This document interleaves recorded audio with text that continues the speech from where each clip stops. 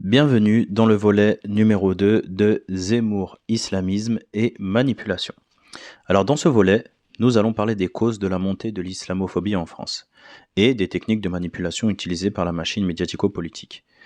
Le but de cette vidéo, c'est de vous donner un certain nombre d'éléments qui vont vous permettre d'accroître votre vigilance intellectuelle et de détecter les mécanismes de manipulation.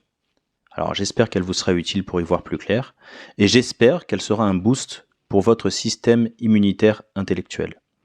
Donc avant de rentrer dans les détails des techniques de manipulation utilisées par la machine médiatico-politique, j'aimerais d'abord mettre en lumière un point. Quand on parle de la montée de l'islamophobie en France, il faut être intellectuellement honnête et prendre en considération toutes les causes qui mènent à l'islamophobie. Et effectivement, lorsqu'on étudie la question en profondeur, on se rend vite compte qu'en vérité, la machine médiatico-politique n'est pas la seule responsable de la montée de l'islamophobie et du racisme en France. Il y a des acteurs qui jouent un rôle déterminant dans la montée de l'islamophobie et qui font autant de mal, si ce n'est plus, que les Zemmour, Pascal Praud et compagnie. Et ces acteurs-là, c'est les jeunes délinquants de banlieue. Et vous remarquerez que je dis jeunes délinquants et non pas jeunes de banlieue tout court. Car l'écrasante majorité des citoyens de banlieue sont des gens tout à fait normaux. Et c'est pas un scoop. En fait, la banlieue, c'est un peu comme une salle de classe. Disons que sur 26 ou 30 élèves, on en a 20 ou 22 qui sont normaux. On en a toujours 3-4 qui sont les éléments perturbateurs, les noyaux durs. Puis après, on a 3-4 autres qui sont les suiveurs. Donc en vérité, on a 20-22 élèves tout à fait normaux. Et on a entre 10-8 élèves problématiques. Et bien en banlieue, c'est pareil. La plupart des gens sont des citoyens normaux qui travaillent, d'ailleurs souvent dans le public. On a des infirmières, des aides-soignantes, des sages-femmes, des conducteurs de bus, de train, il y a aussi des docteurs, ingénieurs en robotique, informatique, etc. Donc on a des citoyens tout à fait normaux qui participent activement à l'économie du pays, mais aussi qui participent à l'amélioration de la société, par le biais du bénévolat, par le biais de l'associatif. Moi j'ai vu des gens qui, après le travail, allaient faire des maraudes pour distribuer des colis alimentaires. Donc il y a énormément de gens très positifs en banlieue. Et ça, c'est important de le souligner parce que les médias ont souvent tendance à généraliser et à présenter les gens de banlieue comme une espèce de tout homogène. Alors c'est non seulement faux, mais extrêmement simpliste. Donc je disais qu'on avait ces citoyens tout à fait normaux, puis on a ce noyau dur de jeunes délinquants. Alors après, effectivement, il y a un tas de causes qui peuvent mener un jeune à la délinquance, et même si c'est un sujet important, qui mériterait un long développement, c'est pas le sujet aujourd'hui. Donc on a ces jeunes délinquants, tout le monde sait de qui je parle. On en a tous croisé dans la rue, dans les transports. Outranciers, grossiers, agressifs. Vous voyez le genre de énergumène au fond du bus, musique à fond, pied sur le siège d'en face. Puis quand tu lui dis d'enlever la musique ou d'enlever ses pieds, il commence à t'embrouiller en t'insultant et puis en jurant sur Allah et sur le Coran, comme d'habitude, vous les connaissez. Alors que le gars fait tout le contraire de ce qui est écrit dans le Coran. Et ça encore, c'est quand il est seul. Mais alors quand ils sont en groupe et qu'ils rentrent à 5-6 dans le métro et qu'ils vocifèrent des obscénités en prononçant le nom d'Allah toutes les 10 secondes, ils sont littéralement insupportables. Moi, en tant que musulman, ils m'insupportent. Alors j'imagine même pas pour nos concitoyens non musulmans. Vous voyez ce genre de jeunes, eux ils font énormément de mal. Plus que Zemmour, plus que Pascal Praud, plus que Bardella, plus que tous les islamophobes réunis.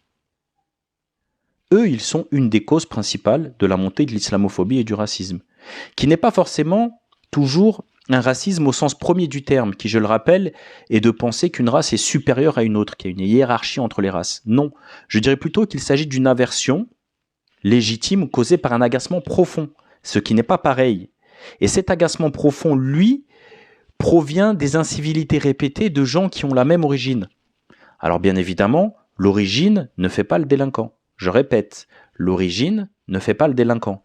Mais par contre, il est vrai que nous avons un grand nombre de petits délinquants qui ont la même origine géographique ou sociale.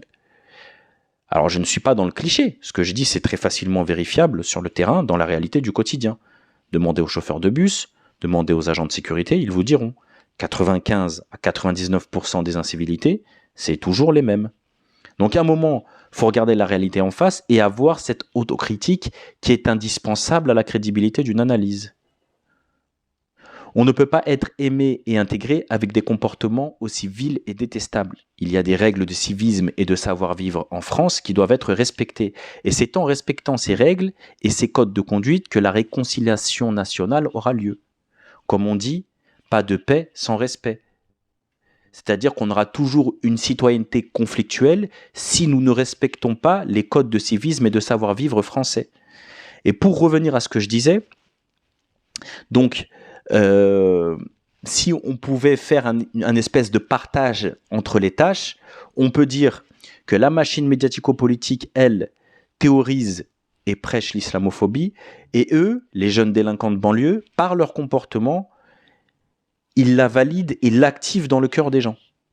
Donc on peut dire clairement que Zemmour, Pascal Praud et les jeunes délinquants de banlieue travaillent ensemble dans un partenariat involontaire pour faire détester l'islam et produire du racisme.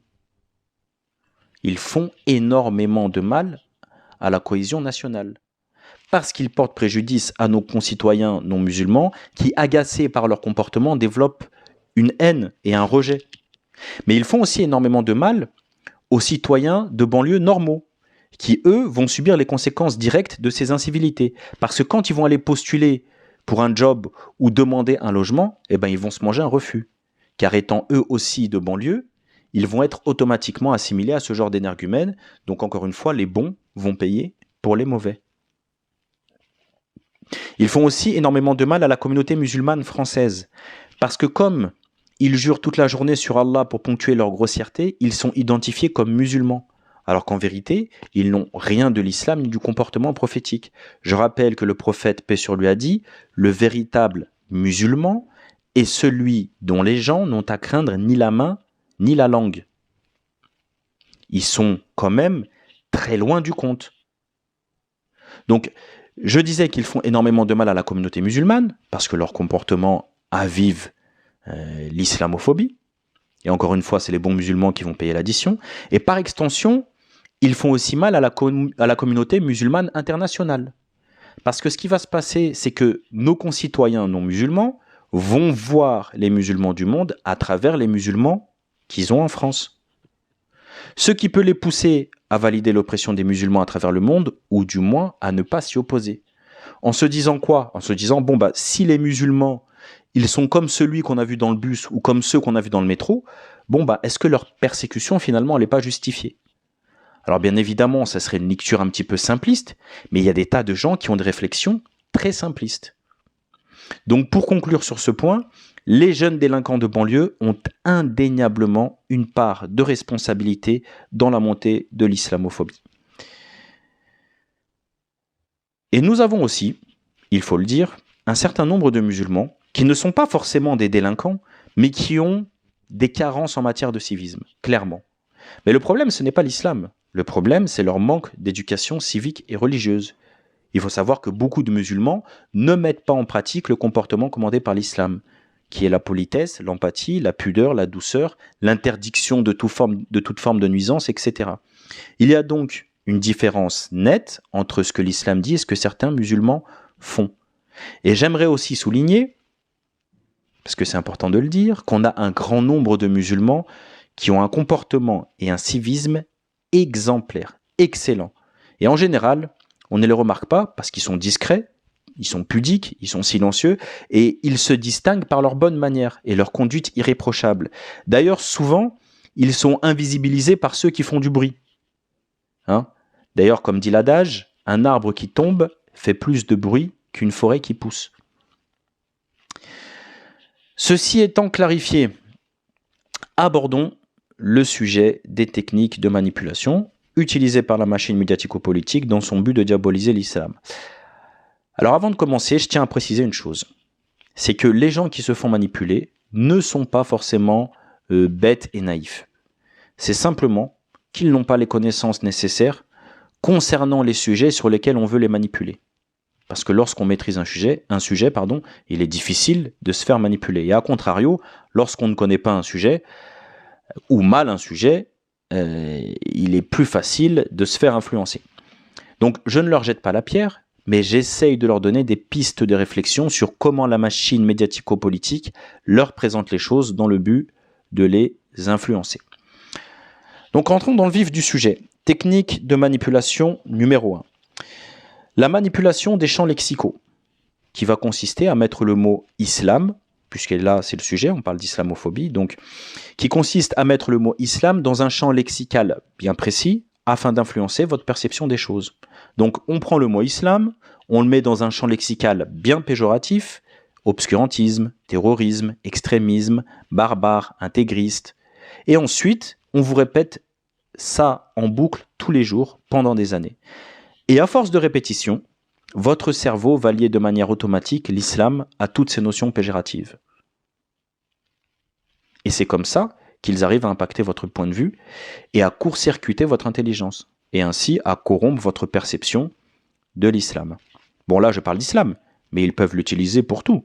Ils peuvent l'utiliser pour un pays qu'ils voudraient diaboliser, ils peuvent l'utiliser pour un opposant politique, etc. Donc prenez garde au prêt-à-penser par l'utilisation de champs lexicaux corrompus. D'accord ? Lorsque vous voulez avoir un avis solide et sérieux sur une chose, eh ben, étudiez-la. Revenez aux sources, tout simplement. Ça va vous permettre de mieux connaître les choses et de ne pas vous faire manipuler ou influencer. Technique de manipulation numéro 2. La généralisation des cas isolés, qui consiste à attribuer la déviance idéologique, le délit ou le crime d'un seul individu à une communauté tout entière.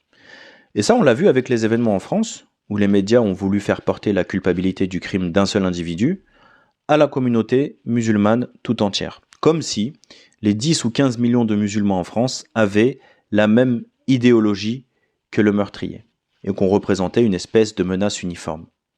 D'ailleurs, beaucoup de nos concitoyens qui étaient englués dans la propagande médiatique ont soudainement perçu les musulmans comme des terroristes potentiels, alors que tous les musulmans avaient condamné, tant sur les réseaux sociaux avec le fameux hashtag #NotInMyName, que les imams dans les mosquées, les prédicateurs au cours des prêches du vendredi, d'ailleurs même les savants à l'étranger ont condamné. Donc la condamnation a été générale et massive, parce que ce genre d'individu n'agit pas au nom de l'islam.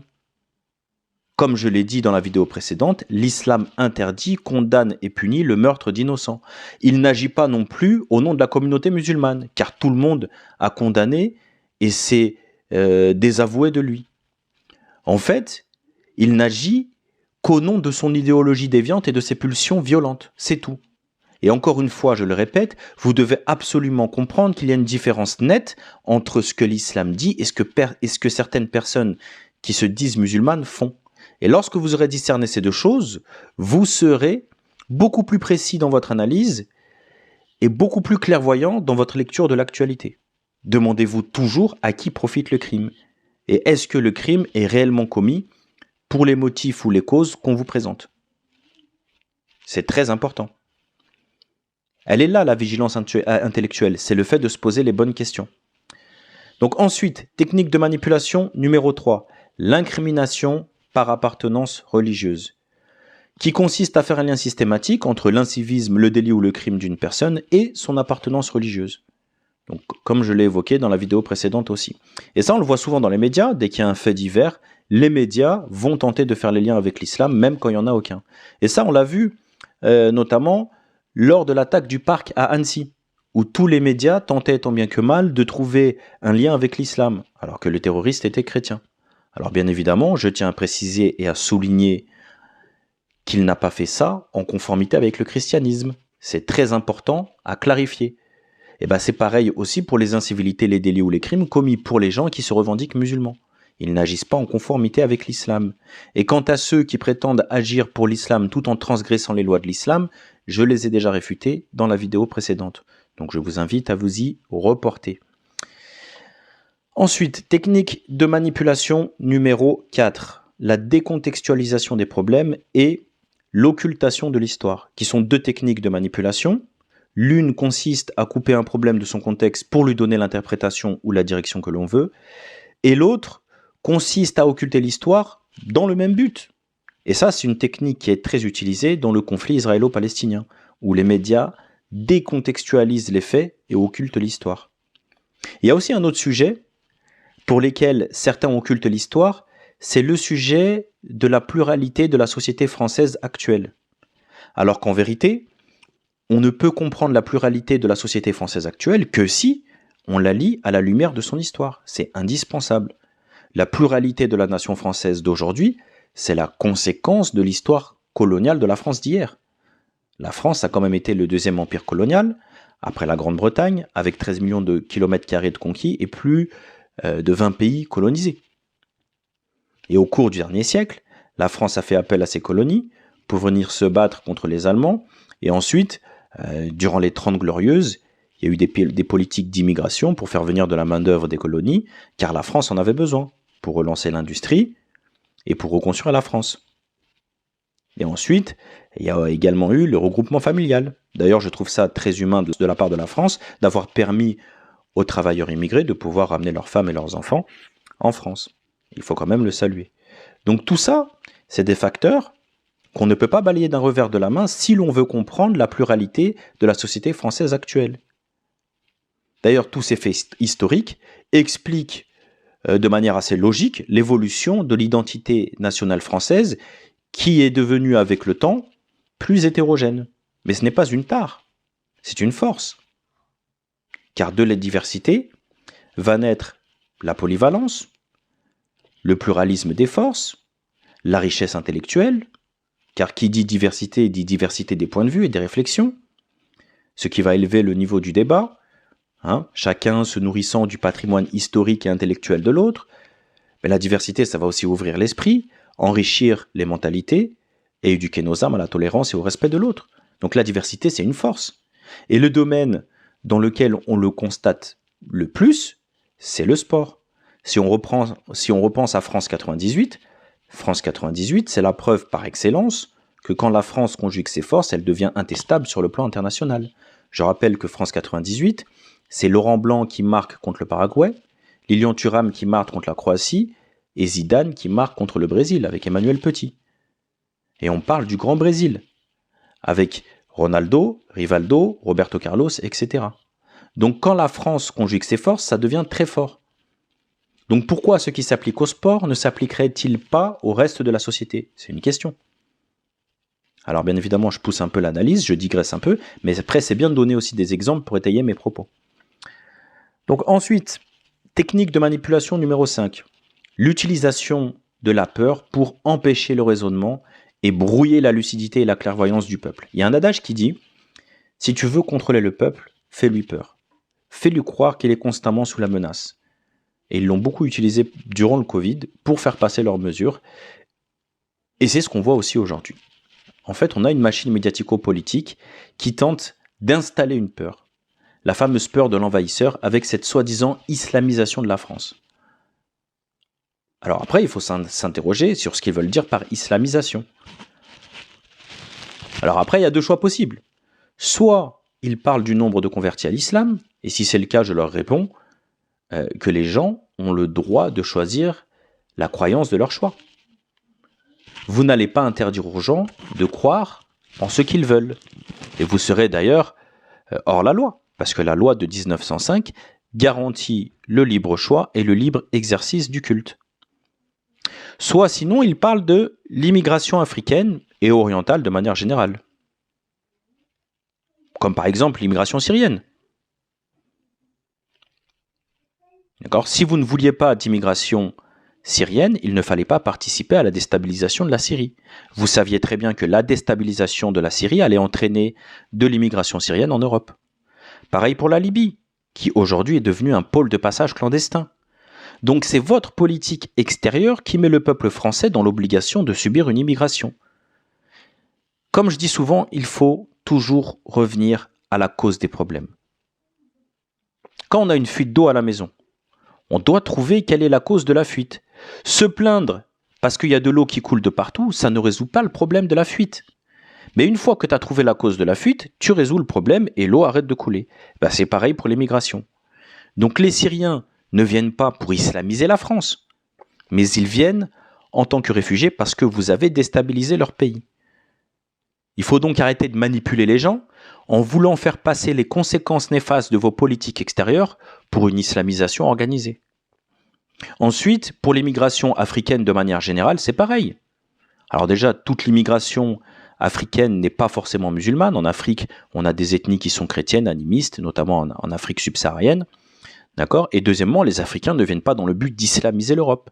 Ils viennent tous dans un but économique et dans le but d'avoir des meilleures perspectives d'avenir. Il n'y a personne qui risque sa vie dans le désert puis dans la Méditerranée pour venir prêcher l'islam en Europe. Ça, c'est du fantasme d'extrême droite. Mais la question qu'il faut se poser, c'est pourquoi les Africains viennent en Europe pour des raisons économiques, alors qu'ils ont dans leur pays toutes les ressources naturelles qui leur permettraient d'avoir un pays ultra développé. À qui profitent les richesses africaines ? Comment se fait-il que les richesses africaines ne sont pas utilisées dans le développement économique, social et infrastructurel des pays africains ? Et si on se penche sur ces questions, on comprendra très vite que les seuls à bénéficier des richesses africaines, ce sont les oligarchies africaines et européennes qui travaillent main dans la main, les multinationales, les groupes privés, etc. Les peuples, eux, sont laissés dans la misère totale, ce qui explique bien évidemment leur volonté de quitter leur pays. Alors moi, je ne suis pas pour une immigration incontrôlée. Je suis pour que chacun puisse avoir de quoi s'épanouir sur sa terre natale. Pour que les Français puissent prospérer en France, tranquillement, il faudrait que le Malien puisse prospérer au Mali, que le Guinéen puisse prospérer en Guinée, et que le Congolais au Congo, etc. Et chacun puisse bénéficier des richesses de son pays. Donc on solutionne l'immigration en arrêtant de monopoliser les richesses africaines et en permettant aux pays africains de transformer leurs richesses en développement, ce qui offrira de meilleures perspectives d'avenir à sa jeunesse, qui n'aura plus besoin de traverser le désert et la Méditerranée pour avoir un avenir.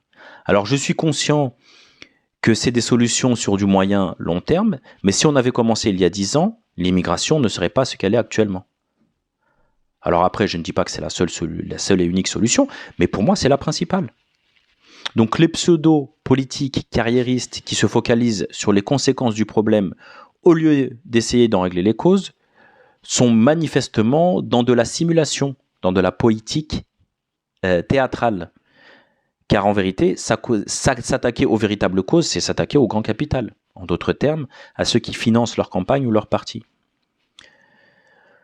Passons à la 6e et dernière technique de manipulation, les accusations inversatoires et l'attribution de fausses intentions. Par exemple, on accuse souvent les musulmans de vouloir changer la loi. Mais moi, je n'ai jamais vu de musulmans manifester pour dire qu'ils veulent changer la loi. Par contre, nous avons vu l'État vouloir changer la loi pour mettre les musulmans hors la loi. Donc, vous voyez, on nous attribue de fausses intentions, d'accord, et on nous accuse de manière inversatoire. Donc, si je devais faire un résumé de ce volet numéro 2, nous avons 2 bras actifs qui travaillent ensemble dans un partenariat involontaire pour faire monter l'islamophobie en France. On a d'un côté les jeunes délinquants qui, inconscients de tout le mal qu'ils font, et je dirais ignorants de la cause qu'ils servent, sont les idiots utiles qui valident la propagande de la machine médiatico-politique. Et ensuite, de l'autre côté, on a la machine médiatico-politique qui, pour voiler les véritables problèmes, diffuse la haine de l'islam par le biais de polémiques futiles et stériles comme le burkini et le foulard, et par le biais de techniques de manipulation et de diabolisation. Mais aussi dans le but d'horizontaliser les conflits, pour que les musulmans soient perçus par leurs concitoyens comme étant l'ennemi de l'intérieur. D'accord ? Donc, on a dit beaucoup de choses. Je pense qu'on va s'arrêter là. Que Dieu vous garde et que la paix soit sur vous.